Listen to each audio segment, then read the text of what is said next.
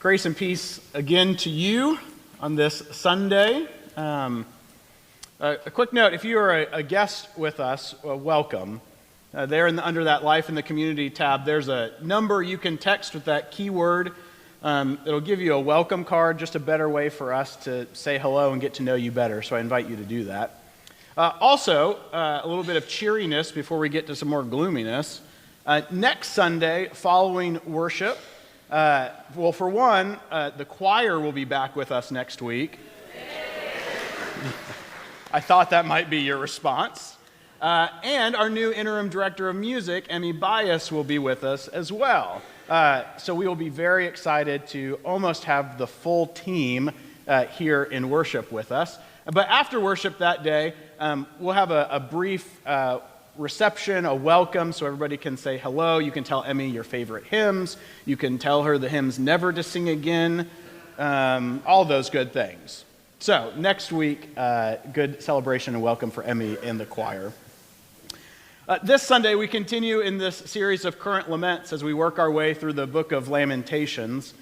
Last week, the prophet Jeremiah sits over Jerusalem and grieves over the fact that the Babylonian Empire has destroyed everything. This week, Jeremiah shifts his tone into a darker place. And so we continue with a reading from Lamentations, the second chapter, starting in verse 5. Let's listen for a word from God to us this day. Jeremiah writes, "My Lord has become like an enemy.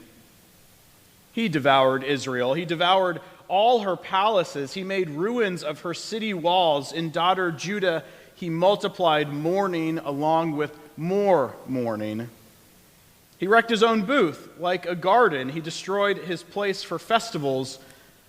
The Lord made Zion forget both festival and Sabbath. In his fierce rage, he scorned both monarch and priest. My Lord rejected his altar. He abandoned his sanctuary. He's handed Zion's palace walls over to enemies. They shouted in the Lord's own house as if it were a festival day. The Lord planned to destroy daughter Zion's wall. He stretched out a measuring line, didn't stop himself from devouring. He made barricades and walls wither. Together they wasted away.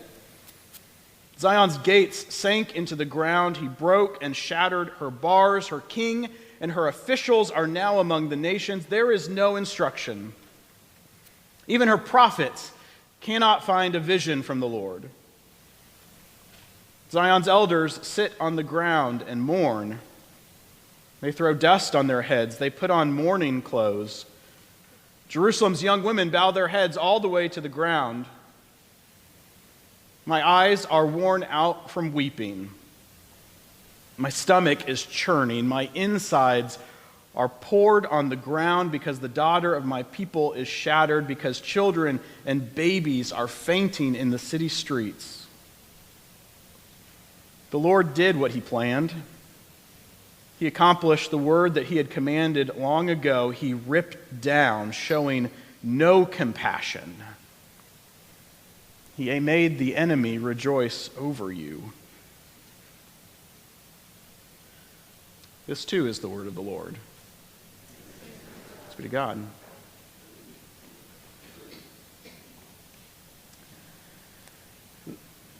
The words had a mixture of both laughter and disappointment. Actions have consequences, my dad said as I sat at our dining room table holding my bandaged hand while he opened the lid to our old blue Johnson & Johnson first aid kit. From time to time, being the son of a pharmacist had its perks. I couldn't tell you what ointment he used or what medicine he encouraged me to swallow, but within moments, the pain was gone. But the memory, though, has never faded. It was another Saturday night in Sapulpa, and with the umpire's call of strike three, the church league softball season was finally over. My dad, who played catcher, wore the look of a man who felt equal parts relief and excitement as he rose from his crouched position, knees clicking as he did so. I understand that feeling now. First Presbyterian Church hadn't come in first, but we hadn't come in last either. Out of 6 teams in the church league, we had been bested by the likes of First Baptist Church, Cavalry Baptist Church, Faith Baptist Church, and Bible Baptist Church. We give thanks to God for the saints of Good Shepherd Episcopal Church, because without them, we would have been in last place every single year. It was with that small achievement in mind that the whole team and their families traveled across town to celebrate. Hickory House Barbecue, like Sepulpa itself, wasn't a place that everyone enjoyed. It had its rather unique qualities about it, like how it smelled of a mix of barbecue pits and the scent of the old glass factory that would whiff over from behind the restaurant, or the rather odd decor choices of mismatched Christmas lights and rusted hubcaps and taxidermied deer heads hanging from the walls. It wasn't for everyone, but we liked it. It was a mom and pop type place, owned by the same family for nearly 4 decades, the kind of place that knew your name when you walked in the door and where kids could run around with abandon while parents enjoyed a drink and a conversation with friends. Which is how I found myself in trouble that Saturday night. I had just finished a first helping of smoked bologna and was on my way back to the buffet for seconds when I quickly realized that the serving tongs were just out of reach. I couldn't have been more than 7 years old, but I was already learning the annoyance of the East family's lack of height. So in an act of rather brave independence, I somehow managed to crawl up the side of the serving station and prop myself on the edge. But in one awkward and outstretched reach, I lost my balance, teetering on the edge, only to find it once again having placed my hand firmly planted onto the buffet station's hot plate. Yeah. My 7-year-old screams and scorched skin brought a quick end to what was supposed to be a festive evening.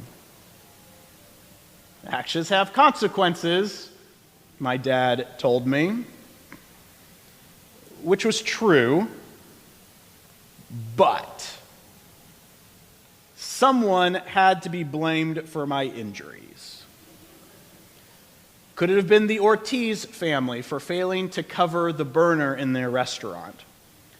Could it have been my parents for not keeping a closer eye on me? Could it have been the Episcopalians because if they had just scored one more run, we wouldn't have been in this situation? Or could it have been God for cursing our family with such shortness? Someone here was to blame, because I knew for a fact it wasn't me. I was just wanting some bologna. Clinical psychologist Dr. Margaret Rutherford points out how this act of blaming is a natural part of traumatic experiences. She writes, "When a tragedy happens, we want to feel as if we can answer the question, why? We want to find out who or what is responsible. But blame also serves another purpose when faced with tragedy, a protection one. Blame keeps you angry, becoming a distractor so you don't have to feel so much fear or helplessness or even grief." So as Jeremiah sits from atop his ash pile, looking out on the rubble of Jerusalem, looking out onto the city that was once so full of people, whose roads are now in ruin, whose gates are ripped from their hinges, and whose citizens have either been slaughtered or marched off into slavery, this great prophet turns his lament away from simply narrating the devastation to finding the source of responsibility? Could it be the Babylonians who carried out such brutality? Could it be the priests who ignored their vows? Could it have been the kings who were distracted by power, or the people themselves who settled into such gentle complacency? Someone here is to blame for all of this. Someone has to take responsibility for what has happened. And while Jeremiah has more than enough culprits to name, he instead chooses to place the blame for this atrocity at the feet of God. You have become an enemy, Jeremiah cries out. You devoured Israel. You devoured the palaces and abandoned the sanctuary. You chewed us up and you spit us out. On the day of your anger, you killed, you slaughtered, you showed no compassion. On the day of your anger, Lord, no one escaped. No one survived.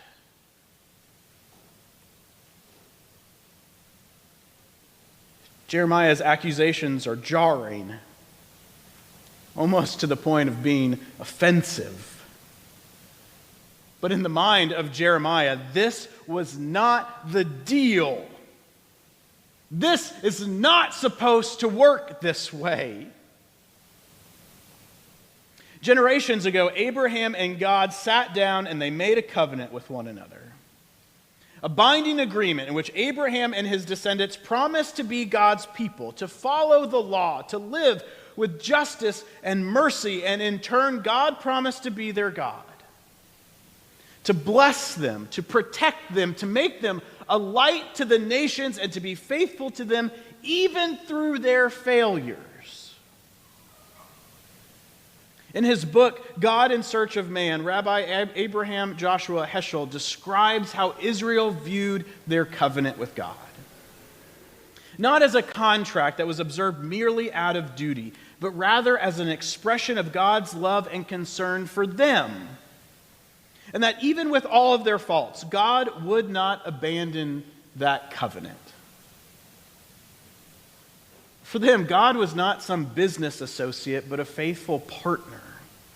A compassionate father who binds the wounds of his children, as the psalmist says, or like in the Gospels, a mother hen who gathers her chicks under her wings for protection.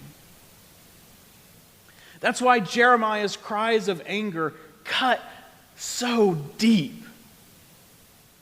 If God had been nothing more than a shrewd CEO, then maybe the devastation of Jerusalem could have been explained away as just part of doing business. A failed transaction, a quid pro quo gone wrong. But because they had known this God to be the one who brought them out of the land of Egypt, who guided them safely through the wilderness, who settled them in the promised land, because they understood this God to be guided by love and bound by loyalty, Jeremiah's pain isn't just about roads lying in ruins or gates pulled from their hinges. Jeremiah's pain is the agony of feeling like heaven itself had turned against them. And so he screams out, "You have become like an enemy. You devoured Israel. You devoured the palaces, and you abandoned the sanctuary. You chewed us up, and you spit us out."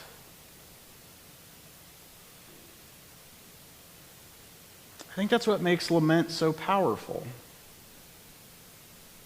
Lament refuses to pretend that everything is fine when it is anything but. It calls us to a deeper sense of faith that does not cover up the pain or tries to wrap it in a pretty bow. Lament cries out. It names names. It lays our anger at the feet of God, who can handle whatever it is we choose to bring. It reminds us how to weep again with tears of faith, and how to rage with sacred restraint, how to mourn not in our isolated echo chambers, but together as people who trust God enough to tell the truth. And after this week, maybe that's something we need. Because instead of current laments, we have become people of current outrage. Outrage which is loud, but it is shallow. Outrage burns hot, but it fizzles out. It pits us against one another, forcing us into our echo chambers and our algorithms, which keep us constantly on edge. And nowhere is that more obvious than the way we consume our news.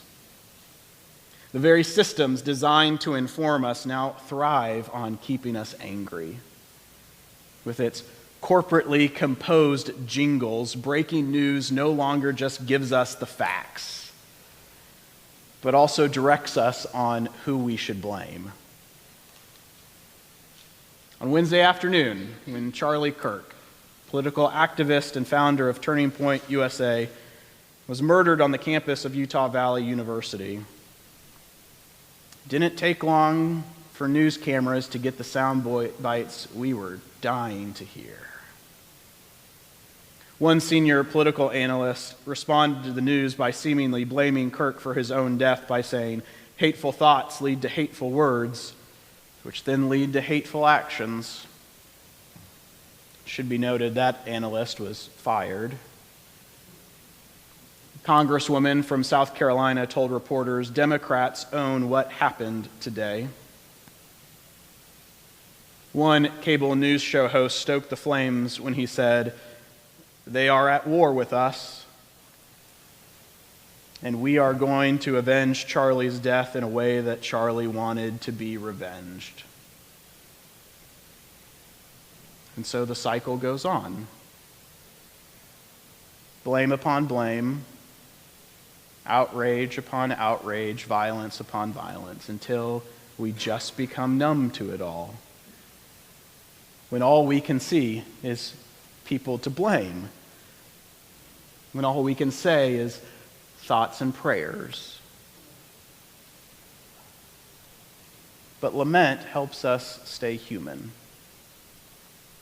Lament has the power to pull us out of those endless cycles of blame and outrage and back into the holy presence of God, where those tears are not shed in vain, where that anger is not ignored, and where our grief is no longer an act of violence but an act of faith.